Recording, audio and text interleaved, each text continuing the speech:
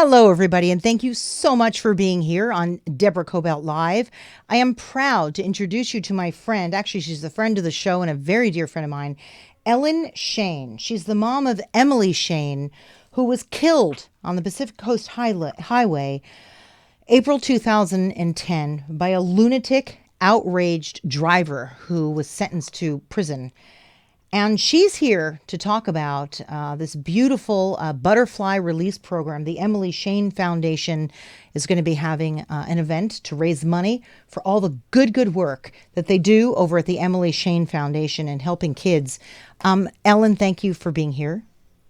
Thank you for having me. I'm so excited that you're here. I really am. I'm very excited for the event on November 3rd at Pepperdine, and we will talk about that a little later.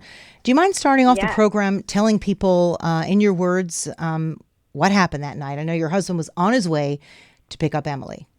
right. It was actually in the evening. It was spring break, and it was actually Easter weekend. And my husband had gone to pick her up, and basically she wasn't where she said she'd be, and she didn't show up, and time was going by. He called me, and I had called the friend's house, and she had left, and so I Ugh. just couldn't figure out what was going on. And then I got a phone call. And basically, the call was telling me that there had been an accident. At which point, on my landline, I grabbed the phone and called my husband and said, "There's been an accident." And he said, "Oh my goodness, I have passed something on the way here, but I would never even think that it might involve my own child."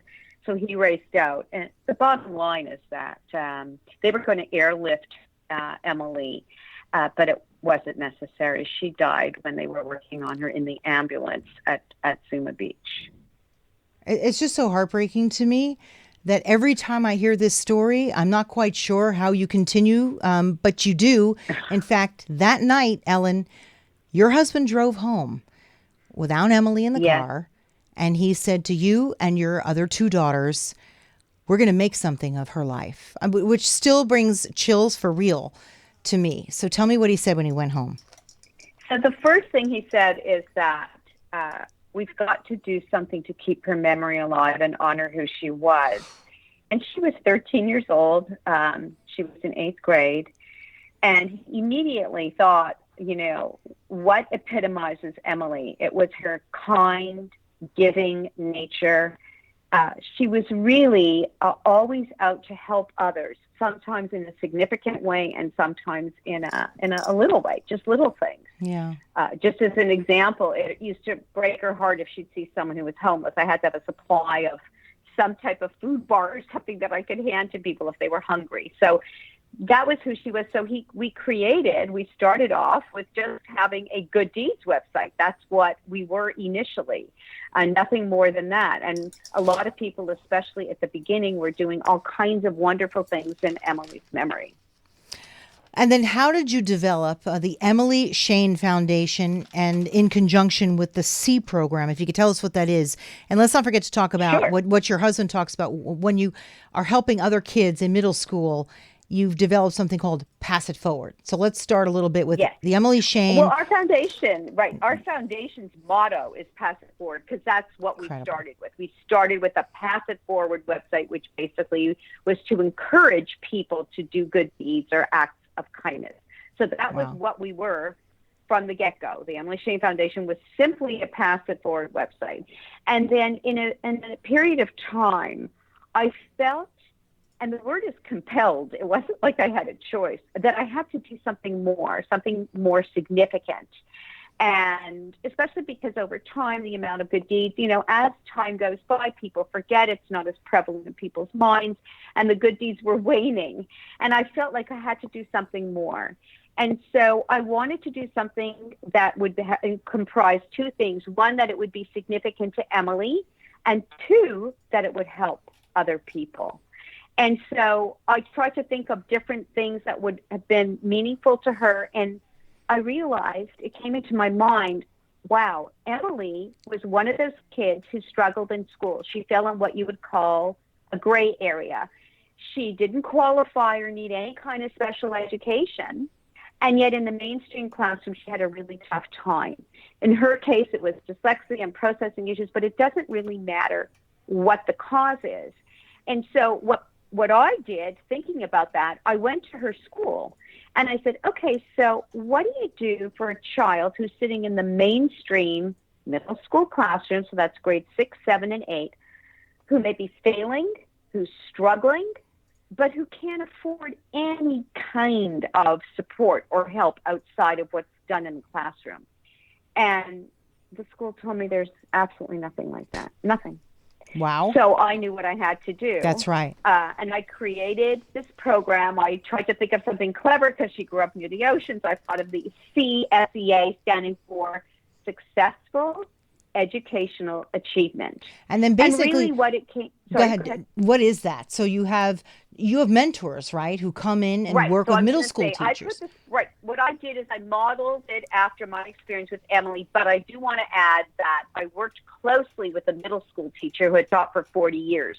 So he came at giving me the academic kind of credibility. I was a mother who had dealt with a child in a situation, and we created this program. What we do is we hire vetted and trained university students or very recent graduates who work in year-long one-on-one mentorships. So it's very individualized with children who fit this profile. And what's the profile? A child who's in 6th, 7th, or 8th grade who's failing, they've got F's or D's, or they're just really struggling academically, and they have no means of improving that. They have no one to come in and help them and guide them and teach them. And so that's basically who we serve and what we do. I do want to say one thing, though. Yeah. And that is we tied in the Pass It Forward because that's important for me to mention. Please. So what we do is for each mentoring session, it's typically twice a week.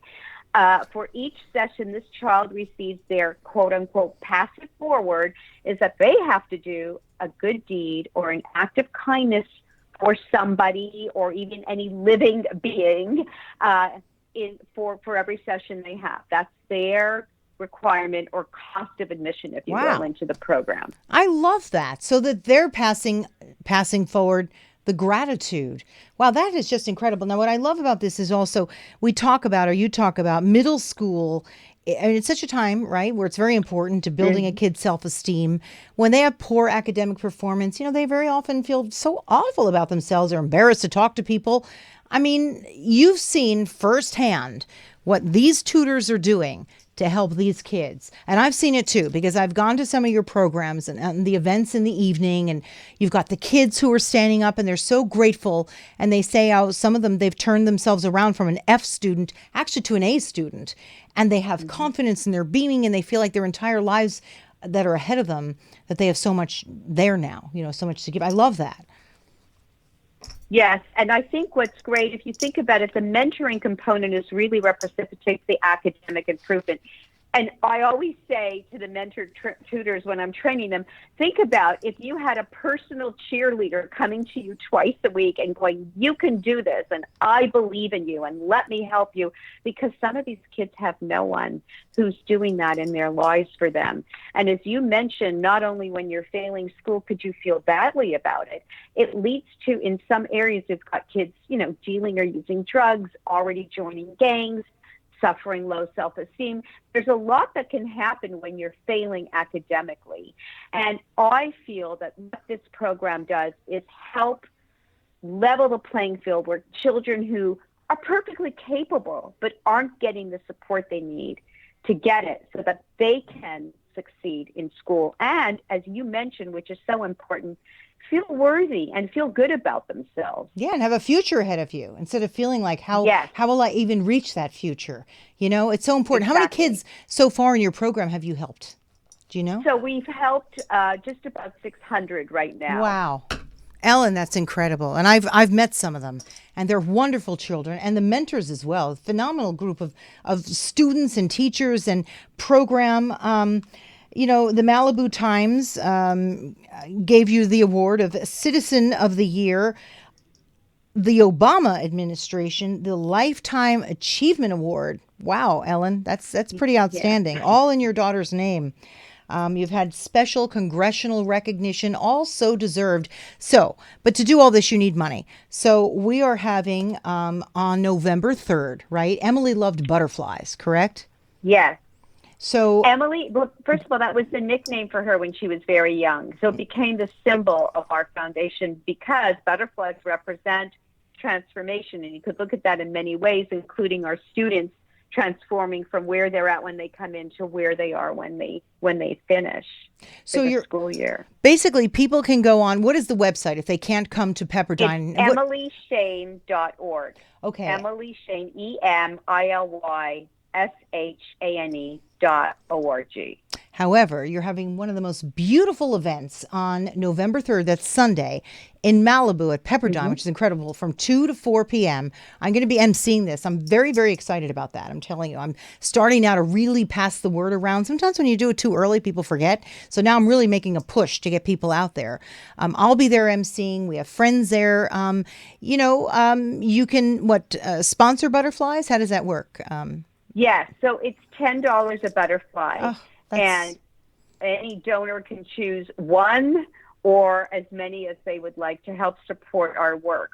All the funding that we raise goes directly to those involved in working with the children to run this program. Oh, there's no doubt, because I know you either have no or very, very little overhead. All that money goes toward the child. Now, how much does it cost to educate and to help a child, to tutor one kid? It's roughly, just to give a very rough figure, it's about $1,000 or so a year. Right. For the whole entire school year per child. So it'd be great if people can sponsor a child. If you can't do that, sponsor a butterfly. Just whatever you can do. It really is helping somebody else's life just to be a little better.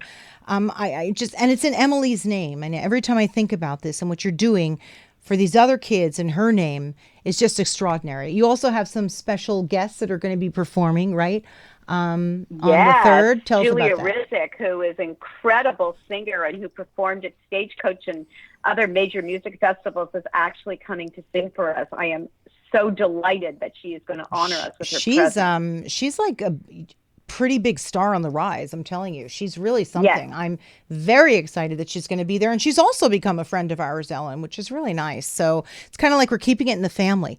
And yes. I implore you, please, to go onto the website and donate. And if you're local, please come by. It's going to be lots of people from the area. I'll be there. Friends will be there. Julia will be there. Ellen will be there. And please donate. Any final words, Ellen, that you'd like to share? I was going to say that this event is really appeals to every age group. Families are welcome. It's on a beautiful field overlooking the ocean. You can make a day of it. You can spread a blanket, bring food. There's going to be food trucks there, the Border Grill and a Shave Ice truck. So we just want everyone to come and enjoy what's going to be a really fun and wonderful afternoon. Absolutely. And I do want to emphasize that anyone and everyone is welcome. We will encourage and hope for butterfly sponsorships, but anyone can come, and it is not mandatory. So I want to make that clear. And there is a great silent auction, too, by the way. Oh, there is. You've got the silent auction going there. Okay, great. Oh, yeah. I always look forward to that. There's always something there that I can purchase. And please come say hello to us. Please, if you are listening or watching our program, just please stop by and say hello to me, say hello to Ellen. We'd love to meet you. We just want we want a lot of it to include all of our friends. So please stop by. Please donate. Please call. Whatever it is. Please be part of the Emily Shane Foundation. We welcome that. Ellen, thanks so much for being here. And hello to Michelle. I really appreciate you having me. Yeah, thank hello to you. Michelle, thank your you. husband, who's an incredible man, and your 2 daughters. So thank you, and we will see you in 2 weeks. And please, everyone, donate. Thanks so much for being here for Deborah Kobylt Live. Oh, of course. Thanks for being here. Deborah Kobylt Live. You can find us on YouTube. You can find us on Facebook Live. You can find us on Instagram. And for those who are listening to your podcast, Apple Podcasts, the iHeartRadio app, Spreaker, Spotify, honestly, just about anywhere you get your podcasts, you'll find us. Deborah Kobylt Live. Please donate. The Emily Shane Foundation, personally endorsed by me. It's a terrific organization. So thanks again, and we will see you next time. Bye-bye.